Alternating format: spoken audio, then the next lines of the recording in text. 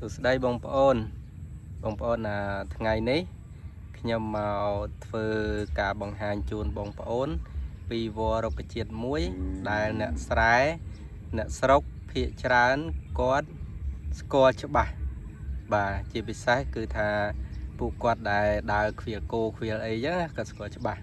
ប៉ុន្តែសម្រាប់បងប្អូននៅតាមបណ្ដាខេត្តក្រុងរាជធានីអីភាគច្រើនគាត់អត់ស្គាល់ទេអញ្ចឹងណាបងប្អូនប៉ុន្តែពេលខ្លះគាត់ឮគេនិយាយឮគេថាអីចឹងទៅបងប្អូនដឹងថាខ្ញុំចង់បង្ហាញរុក្ខជាតិអីគេបងប្អូនបាទតោះទៅទស្សនាជាមួយខ្ញុំបងប្អូននេះរុក្ខជាតិដែលខ្ញុំចង់បង្ហាញបងប្អូនណា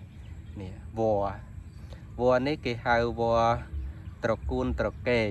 ឬក៏គេហៅថាត្រកួនតេកអញ្ចឹងណាបងប្អូនបាទហើយរុក្ខជាតិនេះជាប្រភេទវល្លិបាទដុះតាមតាវាលស្រែទេបងប្អូនណាបាទហើយត្រកួនតេកឬក៏ត្រកួនត្រកេកហ្នឹងភាគច្រើនគឺខាងឱសថបុរាណ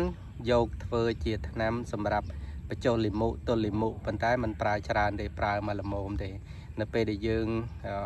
ឧស្សាហ៍ទល់លិមុអីចឹងណាបាទដុះជាគុំចឹងឃើញទេបាទហ្នឹងហើយហ្នឹងពូពីហ្នឹងគឺត្រកួនត្រកេកហើយបងប្អូនណា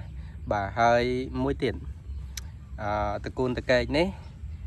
សម្រាប់បងប្អូននៅស្រុកស្រែដូចថាពីដើមអញ្ចឹងគាត់ឡើងថ្នោតđấyគាត់ធ្វើទឹកថ្នោតជូរហើយបងប្អូនមួយចំនួនមិត្តភ័ក្តិមួយចំនួនតែងតែខូចលួចឡើងយកទឹកថ្នោតជូរគាត់ខឹងអញ្ចឹងក៏ដាក់ត្រកួនត្រកេកនេះឬក៏ត្រកួនតេកក៏ដាក់ចូលនៅក្នុងអាំពងទឹកថ្នោតជូរបងប្អូនណាមិនតាន់បានចុះពីលើអរែងដើមថ្នោតដល់ដីផងគឺអាចរាកបាត់ហើយបងប្អូនណាបាទគឺអាចរាកតាំងពីពាក់កណ្ដាលដើមថ្នោតតម្រាំមកដល់ដីនេះអាត្រកួនតេកនេះបងប្អូនហ្នឹងហើយអញ្ចឹងបងប្អូនណាដែលបងប្អូនណាដែលទល់លិមុទល់អីកុំហូបច្រើនពុលហ្នឹងណាបាទរាករុះខ្លាំងហ្នឹងហើយអញ្ចឹងនេះគឺជាអ្វីដែលខ្ញុំចង់ប្រាប់បងប្អូនហើយនេះស្លឹកវាបងប្អូនណាបាទស្លឹកវាផ្កាវាពណ៌លឿងផ្កាវាពណ៌